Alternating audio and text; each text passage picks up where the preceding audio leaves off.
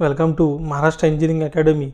आज के लेक्चर में हम लोग यूलर्स फार्मूला उसके न्यूमेरिकल सॉल्व करेंगे। एकदम सिंपल न्यूमेरिकल है, यहाँ पे सिर्फ आपको फार्मूला अप्लाई करना है और न्यूमेरिकल को सॉल्व करना है। तो type 1 problem based on Euler's formula column में हम लोग स्टडी करेंगे। Problem based on Euler's formula एकदम सिंपल न्यूमेरिकल है।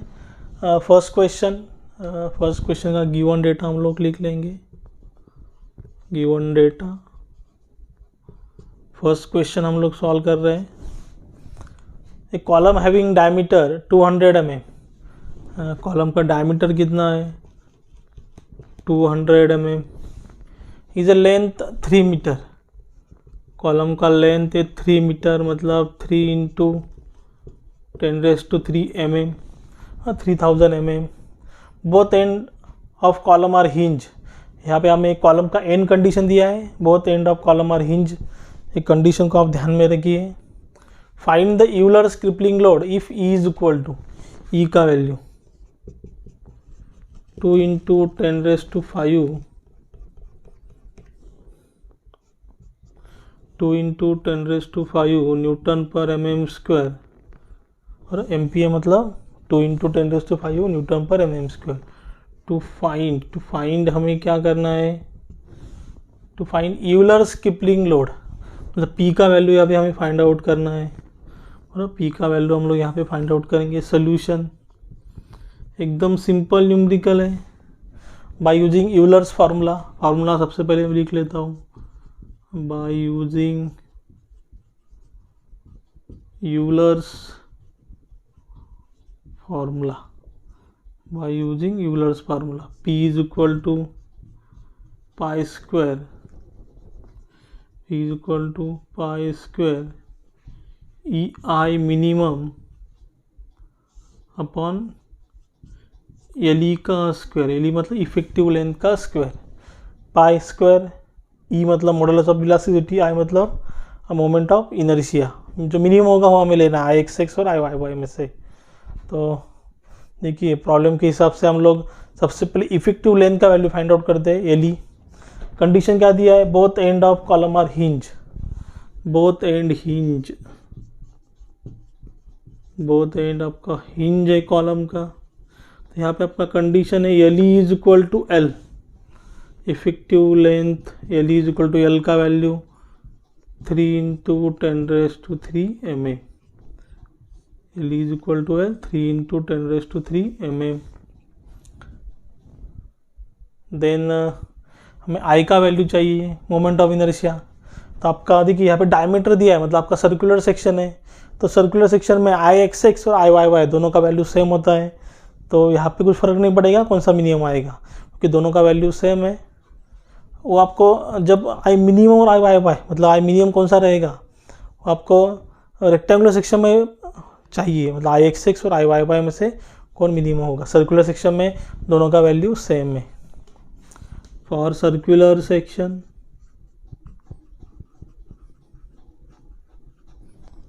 I is equal to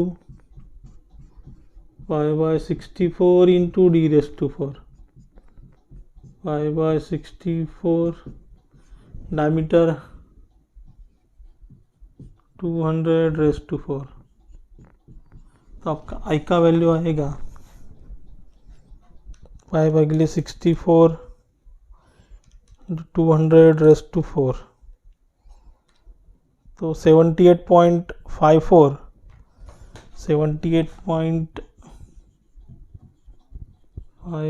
into 10⁻⁶, 78.54 into 10⁻⁶ mm⁴। ये हो गया आपका I का वैल्यू 78.54 into 10⁻⁶ mm⁴। सभी वैल्यू पुटअप करेंगे यूलर्स फार्मूला में। तो P का वैल्यू फाइंड आउट करेंगे। P is equal to π² into E का value 2 × 10⁵, I minimum 78.54 into 10⁻⁶ divide by LE का स्क्वायर, इफेक्टिव लेंथ का स्क्वायर, मतलब 3 × 10⁻³ उसका स्क्वायर। तो P का आंसर यहाँ पे आपका आ रहा है pi square into 2 into 10⁵ 78.54 into 10⁶ divide by bracket में 3 इंटू 10⁻³ उसका स्क्वायर 17.22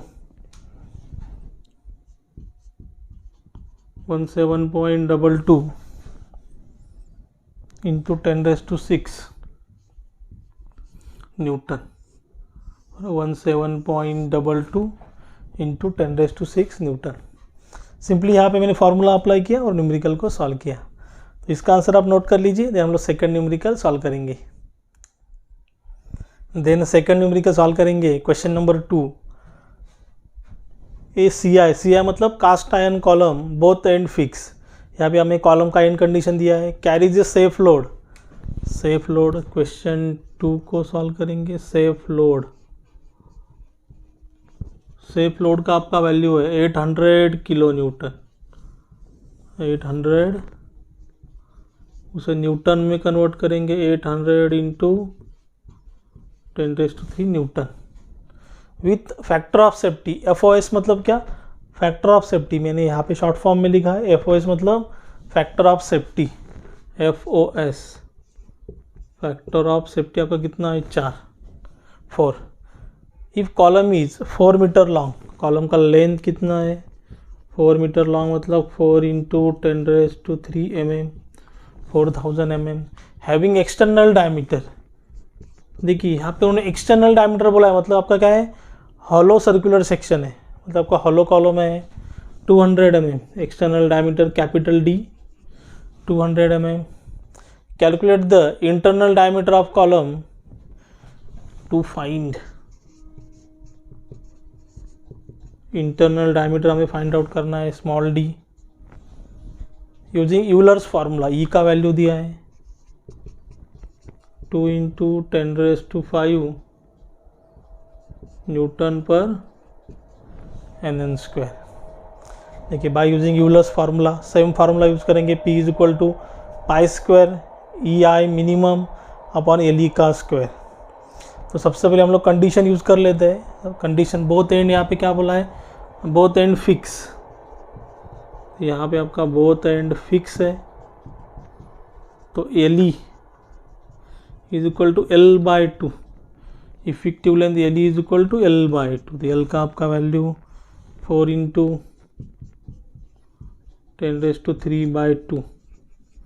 तो LE is equal to 2 into 10⁻³ mm। 2 into 10⁻³ mm। Then हमें I मिनिमम, तो I मिनिमम के लिए एक्चुअली उन्होंने इंटरनल डायमीटर ही फाइंड आउट करने के लिए बोला है, तो इसे बाद में फाइंड आउट करते हैं। E का वैल्यू दिया है, इलास्टिसिटी। यहाँ पे देखिए P मतलब क्या आपका? Euler's crippling load. तो यहाँ पे उन्होंने डायरेक्टली हमें दिया नहीं है, यूलर्स क्रिपलिंग लोड हमें फाइंड आउट करना पड़ेगा। तो उसका फार्मूला क्या है? Safe load is equal to buckling load नहीं तो क्रिपलिंग लोड। बकलिंग लोड नहीं तो क्रिपलिंग लोड, मतलब आपका P, ए वाला P, यूलर्स PE लिखता हो यहाँ पे, और यूलर्स के लिए PE divide by FOS factor of safety. आपका सेफ लोड का वैल्यू कितना है? 800 इंटू 10⁻³ डिवाइड बाय P का वैल्यू आपको फाइंड आउट करना है। FOS आपका 4 है, तो P का वैल्यू आपका आएगा PE 800 इंटू 10⁻³ इंटू 4।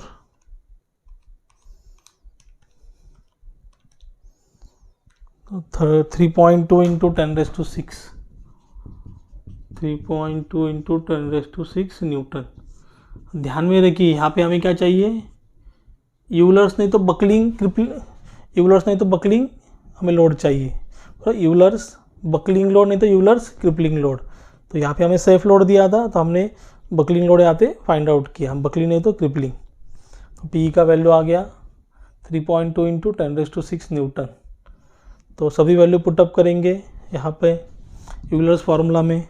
तो पी का वैल्यू आपका 3.2 इंटू 10⁶ पाई स्क्वायर इंटू ई का वैल्यू 2 इंटू 10⁵ आई मिनिमम का वैल्यू फाइंड आउट करेंगे। एल ई का स्क्वायर, एल ई आपका इफेक्टिव लेंथ कितना है 2 इंटू 10⁻³ उसका स्क्वायर। देखिए सबसे पहले हम लोग आई मिनिमम का वैल्यू फाइंड आउट करते हैं, मतलब मोमेंट ऑफ इनर्शिया। तो 2 इंटू 10⁻³ उसका स्क्वायर, इसको लेफ्ट साइड में मल्टीप्लाई करता हूँ, 2 इंटू 10⁻³ उसका स्क्वायर इंटू 3.2 इंटू 10⁻⁶। डिवाइड में आएगा shift pi square into 2 into 10⁵। तो यहाँ पे आपका मोमेंट ऑफ इनर्शिया का वैल्यू आ रहा है 6.48 इंटू 10⁻⁶ mm⁻⁴। 6.48 into 10⁻⁶ mm⁻⁴। ये हो गया आपका आई मिनिमम का वैल्यू। देखिए उन्होंने हमें क्या बोला है, कैलकुलेट द इंटरनल डायमीटर, मतलब आपका हॉलो सर्कुलर सेक्शन है, कॉलम और हॉलो सर्कुलर सेक्शन। आपका कॉलम जो है हॉलो सर्कुलर सेक्शन है। तो आई का formula π/64 capital D⁴ minus small d⁴। तो 6.48 इंटू 10⁻⁶ π/64 इंटू कैपिटल D⁴ मतलब 200⁴ minus internal diameter ⁴। Internal diameter unknown है। तो यहाँ पे देखिए π/64 का वैल्यू सबसे पहले फाइंड आउट करता हूँ और उसे यहाँ पे डिवाइड कर देता हूँ। 6.48 इंटू 10⁻⁶ डिवाइड बाय π/64। तो आपका यहाँ पे वैल्यू आ रहा है 132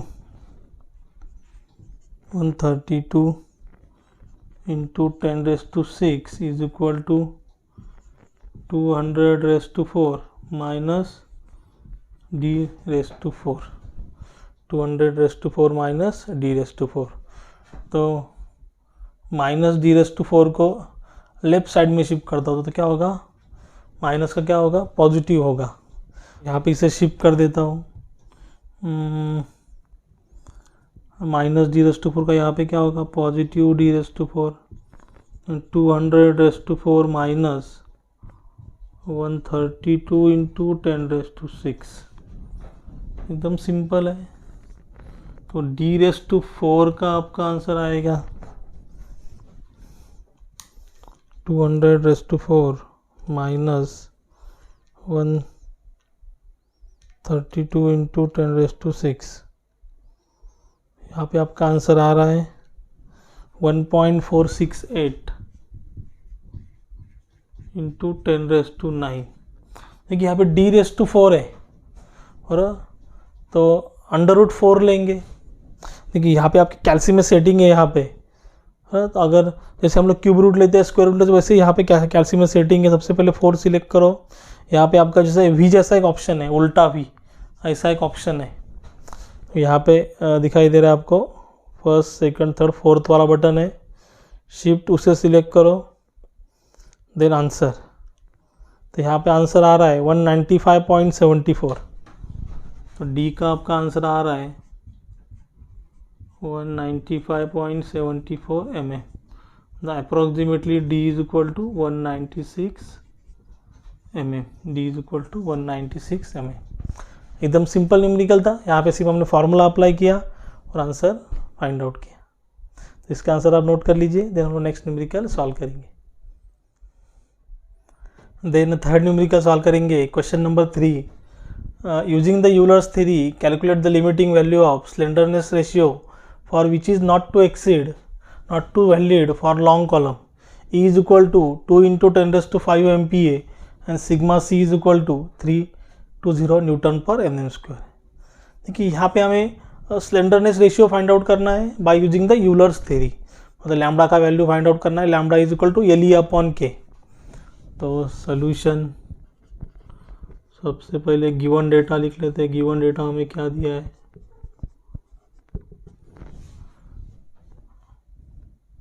ई का वैल्यू दिया है. E is equal to 2 into 10 raise to 5 MPa. MPa मतलब newton per mm square. Sigma C stress का value 320 newton per mm square. And to find out करना है स्लेंडरनेस रेशियो. टू फाइंड मतलब lambda, you have to find out lambda. तो solution, Euler's formula, using Euler's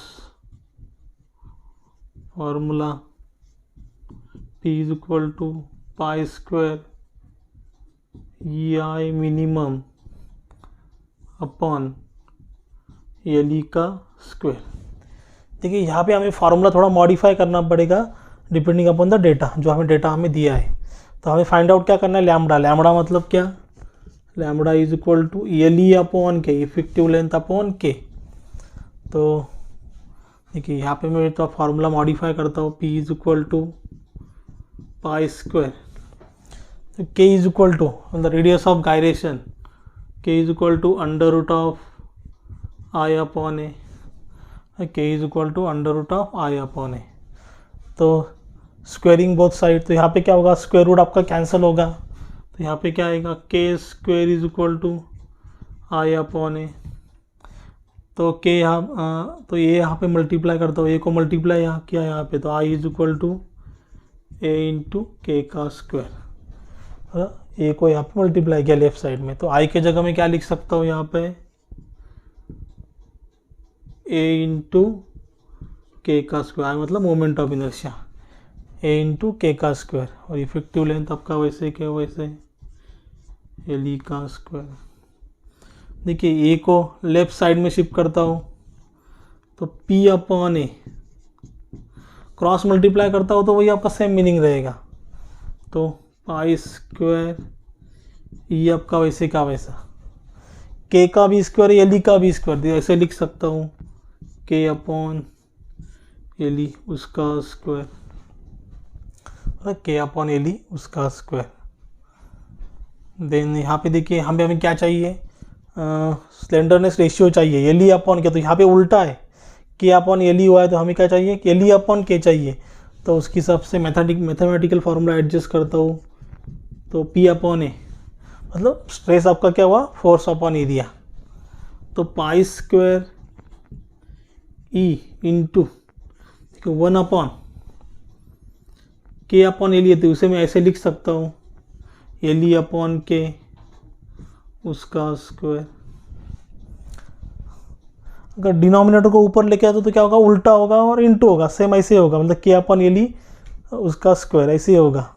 तो यहाँ पे मैंने adjustment किया, तो P अपॉन ए आपका वैसे का वैसा पाई square E into 1 upon L E upon के, मतलब आपका क्या, लैम्बडा, लैम्बडा का स्क्वायर. तो अभी हम लोग वैल्यू फाइंड आउट कर सकते हैं, एकदम सिंपल है. P अपॉन ए मतलब क्या, sigma C.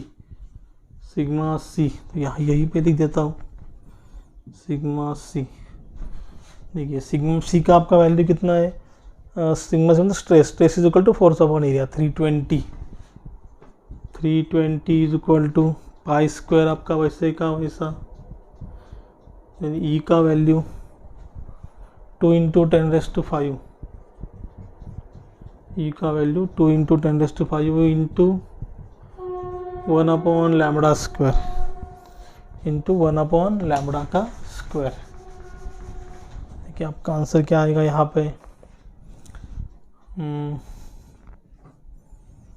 Simply lambda square को यहाँ पे शिफ्ट करता हूँ और 320 को यहाँ पे शिफ्ट करता हूँ. देखिए आपका आंसर क्या आएगा, ये सब मल्टीप्लाई है यहाँ पे, pi square into 2 into 10⁵ divide by 320, यहाँ पे शिफ्ट किया है तो डिवाइड बाय 320। देखिए आपका जो वैल्यू आ रहा है 6168.50, आपका आ रहा है लैम्बडा स्क्वायर का वैल्यू, स्लेंडरनेस रेशियो स्क्वायर का वैल्यू। तो उसे अंडर रूट में लेता हो तो क्या होगा, यहाँ पे स्क्वायर रूट कैंसिल होगा और यहाँ पे आपका आंसर आएगा 78.53, मतलब आपका स्लेंडरनेस रेशियो का वैल्यू आ रहा है 78.53 हो गया आपका स्लेंडरनेस रेशियो 78.53। एकदम सिंपल न्यूमेरिकल है, सिर्फ यहाँ पे मैंने मैथमेटिकल फार्मूला एडजस्ट किया और आंसर फाइंड आउट किया। तो इसका आंसर आप नोट कर लीजिए, देन हम लोग नेक्स्ट लेक्चर में रैंकाइन के न्यूमेरिकल सॉल्व करेंगे।